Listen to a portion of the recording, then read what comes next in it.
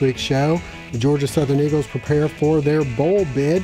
We talk with Athletic Director Tom Kleinlein about the bowl situation and more. We'll also check in on Eagle basketball, all that and more as we welcome you inside the Eagles Nest.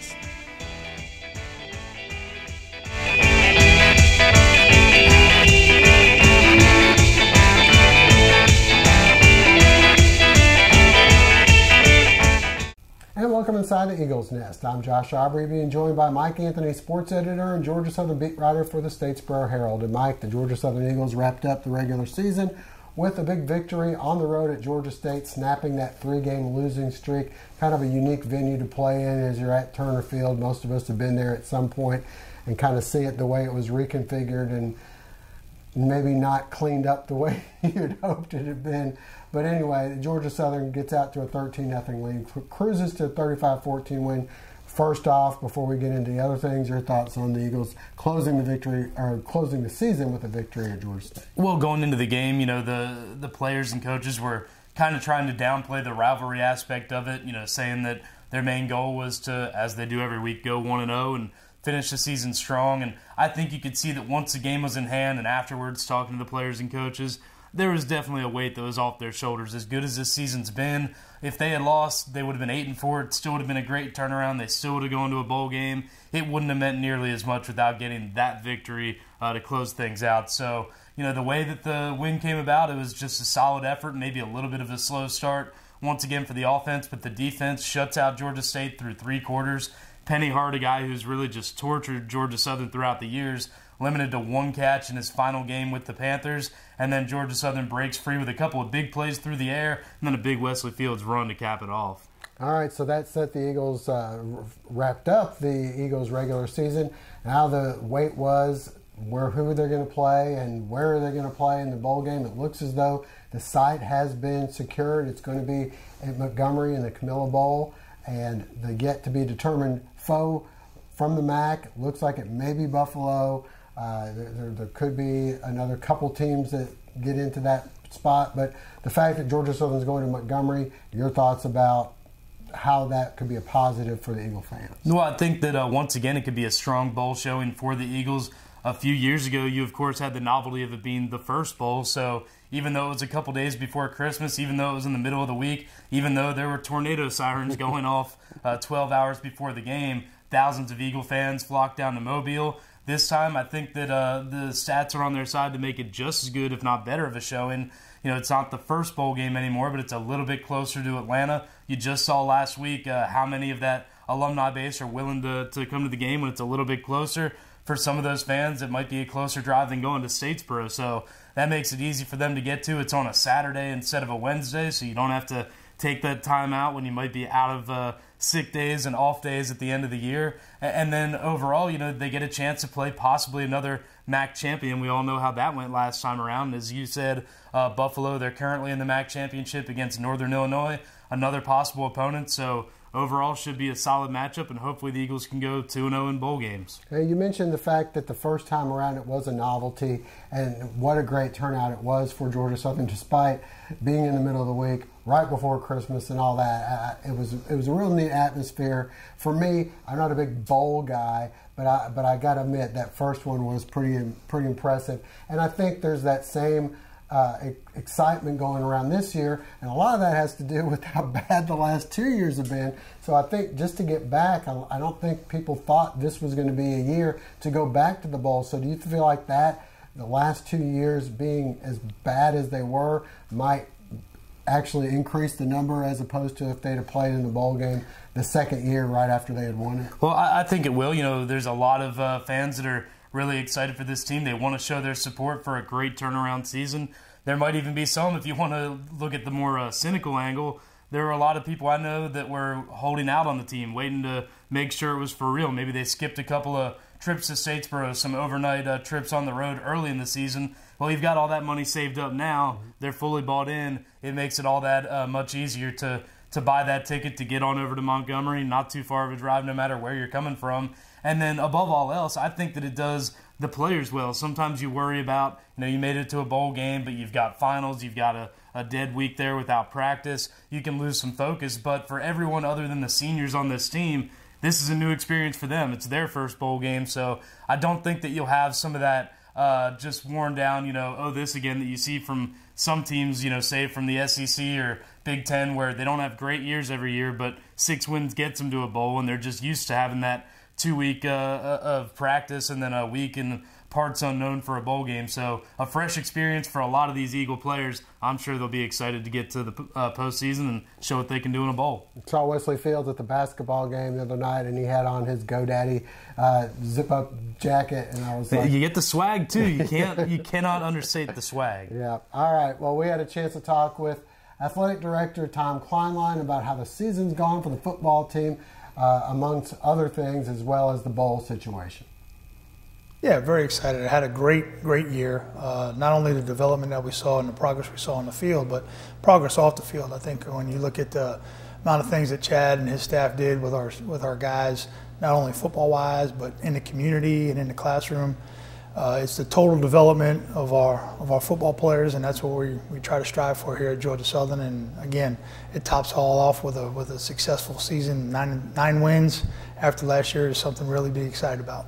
What did you see in him that made you feel like he could be just successful? Well, I think I said a little bit of it when we hired him. When you look at somebody that's coached on special teams, coached on both sides of the ball, they have to relate to both sides of the ball's players. They have to relate to offensive guys and defensive guys. So, and he was a big part of the recruiting process, being a recruiting coordinator. So he had touched every player in some way on our current team at the time. And then just his demeanor and watching what he did those last couple of games when they put him in the interim role, and watched how he gathered a team that necessarily wasn't all bought into what we were about at that time, and kind of got him turned around and got him believing in him and believing in his philosophies. And that's taken off this year. I mean, you look at the way the kids rally around him and the way the players just gravitate towards him. It's a sign that they have a trust in their head coach. And I think he's done a great job of gaining their trust. Do you feel it helped him to be under Coach Summers and Coach Fritz and some of the other people, seeing what may have not worked and what did work? Yeah, I think anytime you put an interim coach in place who's had experience working with several head coaches, particularly at the same institution, he clearly understands what's going on at our institution, clearly understands what our institution is about, and has seen various things that have worked under all head coaches and various things that didn't work under all head coaches as well. And when you have somebody that's been in that role to be able to observe those things and see successes and failures, I think he had a pretty good level of experience to put together a pretty good plan to be successful here at Georgia Southern. Most people would say you took quite a risk going with someone who had not proven as a head coach. This could have gone one of a couple ways.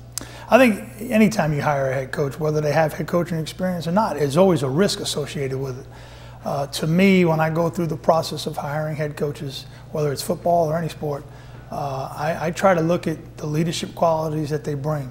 More and more in today's world of college athletics, the head coach is a CEO, is a leader, is somebody who defines the culture of that program. And those are qualities that you find in people that sometimes necessarily may not be a head coach. I know when things like this happen, the contract extensions get talked. Can you enlighten us as to the contract extension? Yeah, I always, it's like this thing the public has that all of a sudden Chad walks in or I sit down at the end of the season. These conversations have been going on throughout the entire season. I mean, when you look at the progress that our team has made, again, like we talked about earlier, on the field and off the field, this is a conversation that Chad and I have that's been fluid for several weeks. We've had a number of conversations about where he wants to be, what he wants to do, what he wants to try to do for his staff. I can tell you that those conversations are very deep right now. They've involved myself, the president, our foundation board, and we're talking about doing some things to coaches' contracts and enhancing salaries and those kind of things. And those things will be announced in the near future, but we are having those conversations and discussions right now. There's some ways that people can help contribute to this situation. Obviously, externally, our foundation has created a Coaches Continuity Fund, and we actually have a donor that's given a significant gift that he will match up to a pretty significant amount of money, up to $750,000. So what we like to do is raise as much money through that continuity fund as we can, and people can go to our website, people can call our ticket office and our foundation office and contribute to those things. We've had a number of people that have done it throughout the years, various things like $9.30 for our record, various things for the scores of games. So there's a lot of unique things that people are doing, and obviously today is Giving Tuesday, and I've already received word that there's been a number of gifts made as early as midday this morning, so I'm really happy about that. Most people would have been pretty happy with 5 wins, maybe even 6 wins, make a small bowl. Now you guys are riding high. 9 wins this season is just incredible, and now we're in the bowl situation that Georgia Southern's in. Explain a little bit about where you guys are right now. Well, most people except Eagle Nation would be happy with 5 wins, but we understand the high expectations here at Georgia Southern, and we strive to those every day. 9 wins put us in a great situation for our football program to be able to sit back and basically allow bowl games to kind of bid on us. The process started several weeks ago. There were a number of bowl scouts who came to our games, which is why you continually hear the message from me about people showing up in games, because it's important that those bowl scouts see that if you're going to have 15, 16, 19,000 people at a home game, that projects well if you go on the road. If you can only get 4,000 or 5,000 at a home game, probably not going to get many on the road. So that process began with those scouts coming and watching our games and evaluating our progress throughout the year. And now it's the commissioner's job, based upon the format that's laid out by the league, to determine what's best for the league and what the bowls want and who they want representing their games. And we have some parameters. Obviously, the champion goes to New Orleans, so that one's probably out of the quote-unquote backroom politicking type conversation. But I think for the most part, the next 4 selections will be a combination of what the bowl wants and what the commissioner wants and who can represent well at each one of those games. What I look for in an opportunity is what's going to be a great opportunity for our young people who participated in our football program, right? We want to do the best thing for our players and our staff possible. What's going to give the most exposure to Georgia Southern? At the end of the day, we've always talked about athletics. Our opportunity is to serve the institution and promote the brand. So which game is going to give us that best opportunity? And then what's going to be the best opportunity for our fans to get there? Affordability, be able to see the game, be able to enjoy the atmosphere around the bowl game, all those things playing well. Mobile was a great choice for our first bowl game, be a great choice now. But there are some other choices out there that I think would be just as appealing. Montgomery would be something that would be a huge appeal to us and our institution with the number of donors and alum that we have that live in Atlanta. It's 2 hours away from Atlanta. It's actually just under 4 hours, over 4 hours from Statesboro. So I think that would be a game that everybody could get to. They all have their uniqueness. I think at the end of the day, we can't go wrong with any selection that's out there.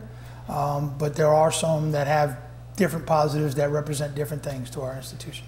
Can you explain a little bit about the money? The way our league works, the money's all relatively the same. The money all kind of goes back into a general pot, and they split it up amongst all the 5 bowl games to help subsidize the cost of going to bowl games. At the end of the day, by doing this, what we've allowed each institution to do is to provide a great bowl experience at any of the 5 bowl games that we're tied into. So the money doesn't necessarily change depending on what game you go to. What is important is that the number of tickets we sell. Where tickets become a great part for us is the revenue. We get a percentage of the revenue back to the institution. So it's important, and I'm speaking to you, Eagle Nation, it's important that you buy your tickets for our bowl game through us so that we get the revenue split that comes back to our institution. Well, Mike, one of the things that Athletic Director Tom Kleinlein talked about was the fact that they're renegotiating Lunsford's contract, which he says has been an ongoing thing throughout the year. I guess it's a good thing when you're renegotiating because of success instead of renegotiating because things haven't been going well. So, I mean, congratulations to Coach Lunsford. I don't think many of us thought that they would have this kind of success this quickly, but obviously Tom Kleinlein saw something in Chad Lunsford that he really thought was going to be successful. Well, I think the easiest thing to see was how well the players bought into it. Even last year at 0-9, you had a little bit more hype coming out of the locker room, a little bit more positivity. That turned into a couple late wins last season. Then he got right to work. He pulled in a great recruiting class. Kind of tough to do when you're out a head coach. You didn't have half of your coaching staff in place at that point. No one knew how this was going to turn around this year. And then you turn it around and put 9 wins on the field with the chance for a 10th, a chance for another bowl victory, and we'll see how the next recruiting class shapes up. But easy to see that the momentum's going in the right direction. And I know that with how things have gone at Georgia Southern before, the price of success in the FBS when you're at the G5 level is that the better you do, the more you have to watch your back. Someone's going to try to convince, coaches to go away. I know other parts in the Sun Belt, Appalachian State and Troy, those 2 coaches' names, they're the ones flying out of everyone's mouth right now. So they're glad for the success that they have, but they've always got to keep an eye on making sure everybody's happy. I'm sure that that's what Tom Kleinlein's trying to do. I know that Coach Lunsford has made it a point that he wants to keep all of his coaches happy, not just him. So it'll be a work in progress. They'll try to figure out how to keep the wins coming and, more importantly, keep everybody right where they are in their offices. All right. Well, football not the only thing going on. Of course, basketball as well. They were coming off their victories over in the Bahamas where they won the championship there. One of only 27 teams, I believe, going in to this week that were still undefeated. They were taking on another pretty good team that we remember from the Southern Conference days, and that was ETSU. Came in, the game went back and forth. The Eagles were ice cold from three-point line and just weren't able to get it done, which was a little disappointing considering they came back against George Mason, not by shooting threes, but rather by driving to the hole. Weren't able to do that and ended up losing this one. Yeah, they finally found a team that had comparable, if not more size than they had, and it jammed up those lanes that they had been running through for layups, and then when they tried to kick it out for those threes that their penetration should be able to generate, they just weren't falling. And give them credit, they hung with it. They were leading with as little as 5 minutes to go. I don't think either team had a lead of more than 7 points in this game, but a couple clutch shots fell at the end for East Tennessee. The same sort of looks didn't go down for Georgia Southern. And an interesting point after the game, Coach Mark Byington said that, right now it's going to be a work in progress for the next couple of weeks. The good news was that they were able to go 5-0. They were also doing it without a few key players. Simeon Carter, of course, getting his first action on Tuesday night. Quan Jackson had sat out pretty much the entire Bahamas portion after injuring his ankle. So they've got a lot of talent, but when everybody's finally healthy, it does take a little bit to work everybody in and see how it's going to best fit together. And that might have been one of the things on Tuesday where the talent's out there, but they just weren't quite familiar with winning with whatever lineup was on the floor yet. All right, well, let's get out and take a look at how things went between Georgia Southern and ETSU.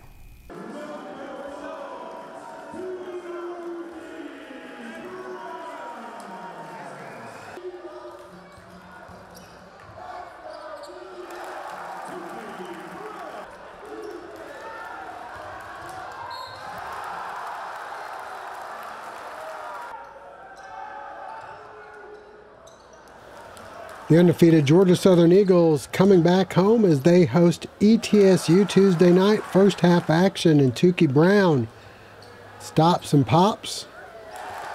Next, Quan Jackson with the dunk and the foul. Eagles up 7-0 early, but ETSU fights their way back. Trey Boyd for 3 of his 17.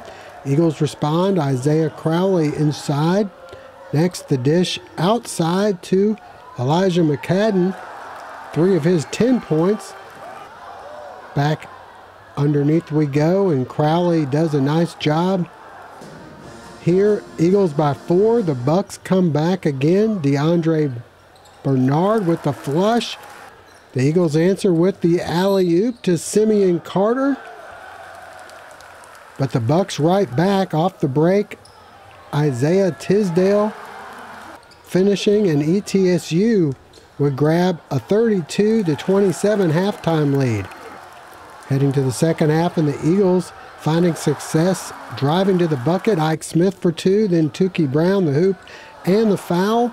David Lee Jones then will hit the three-pointer, and the Eagles take a 2-point lead.